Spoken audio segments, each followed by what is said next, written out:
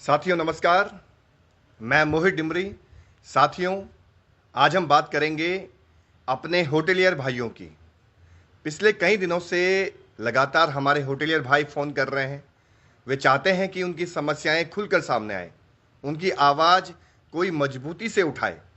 आज इसी वीडियो के माध्यम से मैं अपने होटलियर भाइयों के मुद्दों पर खुलकर बात करूंगा और यह भी बताऊंगा कि हमने उनके सुरक्षित और बेहतर भविष्य के लिए क्या ठोस योजना बनाई है। साथियों, यह उन लाखों युवाओं की आवाज़ है जो देश विदेश के होटलों में मेहनत कर रहे हैं, लेकिन आज भी अधिकार और सुरक्षा से वंचित हैं। इस वीडियो को अंत तक जरूर देखें। साथियों, मैंने पहाड़ के घरों से निकलकर देश विदेश के होटलों में पसीना बहाते युवाओं का दर्द बहुत नज़दीक से देखा है। मैंने उन माँ बाप को देखा है जिन्होंने अपने बेटे को बेहतर भविष्य के सपने के साथ होटल लाइन में भेजा।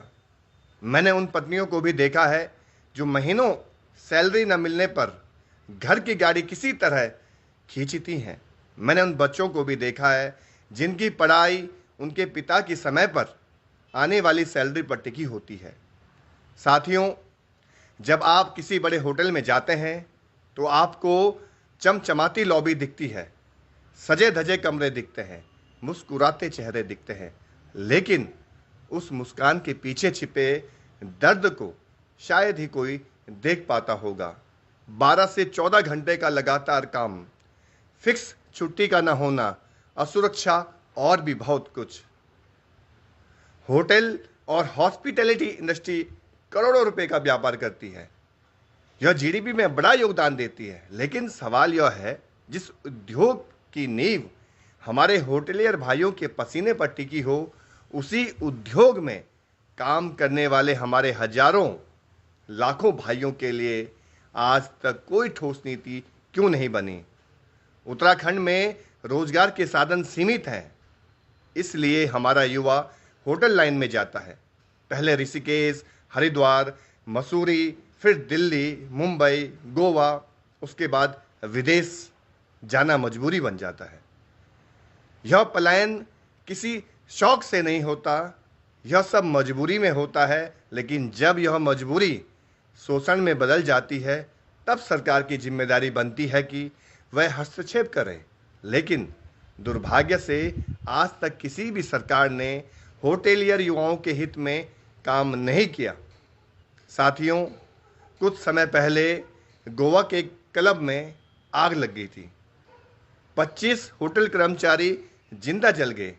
उनमें 5 हमारे उत्तराखंड के बेटे भी शामिल थे। सोचिए, वे सिर्फ होटल के कर्मचारी नहीं थे, वे किसी के बेटे थे, किसी के पति थे, किसी के पिता थे।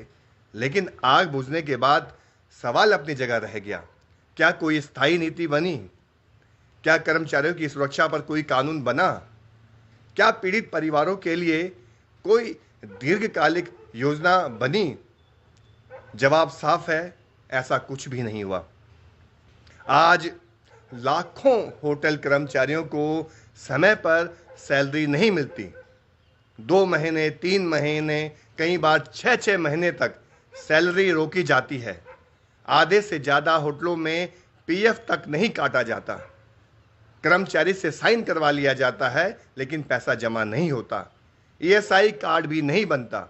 इलाज का पूरा खर्च कर्मचारी को अपनी जेब से करना पड़ता है। किसी फैक्ट्री में 8 घंटे का नियम है, किसी ऑफिस में फिक्स टाइम है, लेकिन होटल कर्मचारी के लिए समय का कोई मूल्य नहीं। सुबह 6 बजे से ड्यूटी और रात 12 बजे तक काम। आज हजारों युवा दुबई, कतर, सऊदी, यूरोप और एशिया में होटल इंडस्ट्री में काम कर रहे हैं। लेकिन जब पासपोर्ट जब्त हो जाए, सैलरी बंद हो जाए, एक्सीडेंट हो जाए या मौत आ जाए, तो सरकार मदद के लिए आगे नहीं आती। जब कमाने वाला मरता है तो परिवार पूरी तरह टूट जाता है, बच्चों की पढ़ाई रुक जाती है, कर्ज बढ़ जाता है और जीवन में अनगिनत संकट खड़े हो जाते हैं। साथियों, हम मानते हैं कि अगर पहाड़ का युवा सुरक्षित नहीं है तो हमारा राज्य भी सुरक्षित नहीं है। इसीलिए हम होटलियर भाइयों के मुद्दों को अपनी क्षेत्रीय पार्टी के मैनिफेस्टो में शामिल करेंगे। आज तक किसी भी राष्ट्रीय पार्टी ने यह साहस नहीं दिखाया। मैं आप सभी होटलियर भाइयों से वादा करता हूं, आपके सहयोग से सरकार बनने पर हम होटल कर्मचारी सुरक्षा कानून बनाएंगे, 8 घंटे की शिफ्ट, ओवर टाइम का अनिवार्य भुगतान और साप्ताहिक छुट्टी सुनिश्चित करेंगे। इसके साथ ही साथ सैलरी गारंटी सिस्टम भी लागू करेंगे। तय तारीख पर सैलरी, देरी पर जुर्माना और बार बार उल्लंघन पर लाइसेंस रद्द होगा।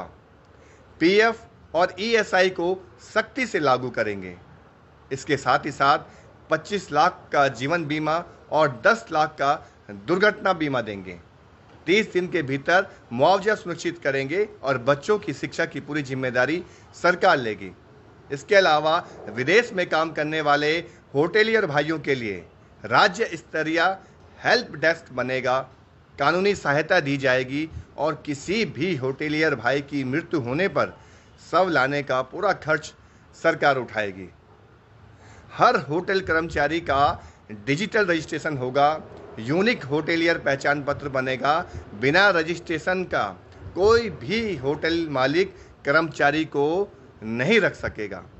इसके अलावा होटल कर्मचारी कल्याण कोष भी बनाया जाएगा ताकि दुर्घटना, बीमारी या मौत की स्थिति में तुरंत सहायता मिल सके।